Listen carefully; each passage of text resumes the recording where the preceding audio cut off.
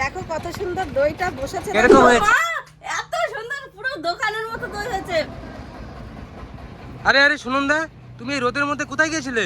কোথায় আর যাবো, তুমি তো একটা ফ্রিজ কিনবে না, তো কালকে একটু দুধ নিয়েছিলাম, নিয়ে একটু দই পেতে পাশের বাড়ি রেখেছিলাম, সেটাই এখন নিয়ে আসলাম। তো দেখো কত সুন্দর দইটা বসেছে, দেখো মানে আমি সফল হয়েছি দই পাততে। তো যাই হোক বন্ধুরা, আমার নতুন ব্লগে তোমাদের অনেক অনেক অনেক ওয়েলকাম। আমি সুনন্দা বিশ্বাস। তো আমাদের ব্লগ তোমাদের ভালো লাগবে আশা করছি। তো চলো এই দইটা কেমন হয়েছে কি না হয়েছে কেটে খাই আর তোমাদের সাথে শেয়ার করি। চলে এসো বন্ধুরা, আমি দুটো বাটি এখানে ধুয়ে নিয়েছি, আর এই যে আমার পুরো দইটা, চলো এখন কাটা যাক। Happy birthday to you. Wow কি দারুণ, নিজে হাতে বানানো জিনিস না বন্ধুরা, খারাপ হলেও ভালো। তো দেখো কত সুন্দর, ও কি সুন্দর, প্রথম বানিয়েছি। তো যাই হোক সাকসেস পেয়েছি বন্ধুরা, তোমরাও কিন্তু আমাকে সাকসেস পেতে সাহায্য করো। তো চলো তোমাদের দাদা ভাইকে, আমার মেয়েকে, সবাইকে একটু গুছিয়ে গুছিয়ে দিই, তারপরে একদম কোটো নিয়ে বসে পড়বো আমি একদম চাটতে। আমার চেটে যেটা দই খেতে খুবই ভালো লাগে। অনেকে তো মনে করবে হয়তো তুমি কিনে নিয়ে এসে এই ভিডিওটা করছো। কোনোদিনই না, ঠিক আছে। আমাদের এখানে মাটির ভাড়ে দই বিক্রি করে। আচ্ছা, আর এটা বাড়ির কৌটো, সেটা দেখে বোঝাই যাচ্ছে। এটা রসমালাইয়ের কৌটো ছিল। তো যাই হোক বন্ধুরা, চলো একটু খেয়ে দেখি। হ্যাঁ খাও খাও খাও। কিরকম হয়েছে? এত সুন্দর, পুরো দোকানের মতো দই হয়েছে। তাহলে তাড়াতাড়ি দাও, আমরা একটু খাই। তো বন্ধুরা আমরা খাই আর তোমরা না না, তুমি একটু খেয়ে দেখো। হুম, মা একটু খেয়ে দেখো, খেয়ে দেখো। সত্যি অসাধারণ অসাধারণ, বাহ। চলো বন্ধুরা, এই গরমের মধ্যে আমরা ঠান্ডা ঠান্ডা দই খেয়ে শরীরটা পুরো ঠান্ডা করে নিই, আর ততক্ষণ তোমরা আমাদের ভিডিওটা দেখতে থাকো। তো চলো আমরা খেয়ে নিই তাড়াতাড়ি। বন্ধুরা শুধু স্বাদ করে খেলে তো হবে না, সেগুলো ধুয়ে পরিষ্কারও তো করতে হবে। ওই জন্য না খেলেই মনে হয় ভালো হতো, তাহলে একটু এই গরমের মধ্যে বসে অন্তত থাকতে পারতাম। আর আমাদের কলতলার অবস্থা দেখো, কি রোদ্দুর বাবা, পুরো ঠাটা পড়া রোদ্দুর। এই রোদ্দুরের মধ্যে কাজ করা যায়? তোমাদের দাদা ভাইকে বলি এখানে একটা তাঁবু খাটিয়ে দিতে, কিছুতেই দেয় না। ওই জন্য আর কিছু খাবো না, খেলেই শুধু কষ্ট হয় বন্ধুরা। তো চলো এটা বাসনগুলো ধুয়ে নিই।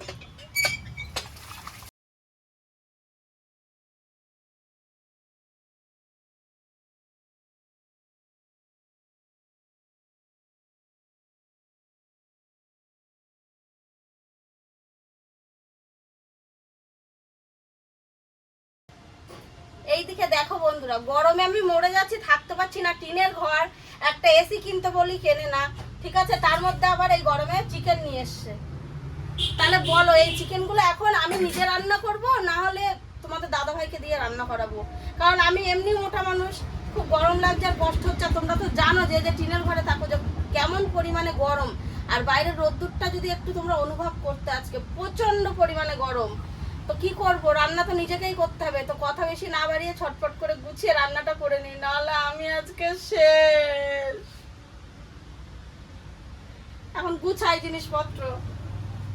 আজকে এমন ঝাল দেব না যেন হাগার সময় মনে হয় তোমাদের দাদা ভাইয়ের যে না এই গরমে আর মাংস আনবো না কোনোদিন। ঠিক আছে, আজকে ভীষণ পরিমাণে লঙ্কা দেবো। দেখো কতটা নিয়েছি, আরো দেবো, পারি কি না পারি। তো বন্ধুরা, এই গরমের মধ্যে আমাকে দেখে পুরো বুঝতেই পারছো যে আমার কি অবস্থা। তো যাই হোক, বাড়িতে আমার শাশুড়ি আর ছেলে নেই, সেই জন্য আমরা তিনজন বাড়ি। তো এই যে আলু দিয়েছি, আর এই যে পেঁয়াজগুলো এখন তেলের মধ্যে দিয়ে দেবো। মানে সব জোগাড় করা হয়ে গেছে তোমার দিদি ভাইয়ের? সব গুছিয়ে নিয়ে ঠিক আছে, তাড়াতাড়ি করে আমি একটু ফাঁকাই দিয়ে বসবো, নাইলে এটাই তো মজা গরমে। গরমে যদি গরম একটু বেশি না লাগাও তাহলে গরম কাটবে না, বুঝলে?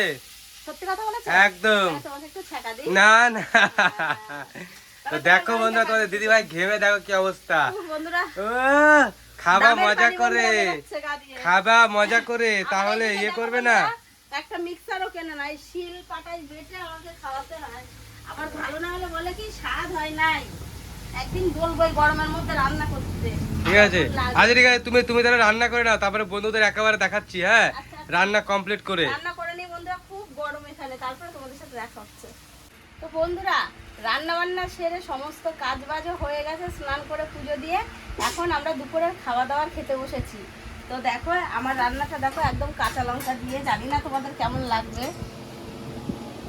অন্ধকার লাগছে? যাই হোক, রান্না কমপ্লিট হয়ে গেছে। আর এখানে আছে একদম পাকা পাকা পটল ভাজা, সঙ্গে কাঁচা লঙ্কা ভাজাও আছে। আমরা এখন দুজনে ভাত খেয়ে নেবো, সঙ্গে মেয়েও আছে, মেয়েকে খাইয়ে দেবো। তো বন্ধুরা, আমাদের ভিডিও যদি তোমাদের ভালো লেগে থাকে অবশ্যই আমাদেরকে অনেক অনেক ভালোবাসা দিয়ে পাশে থেকো।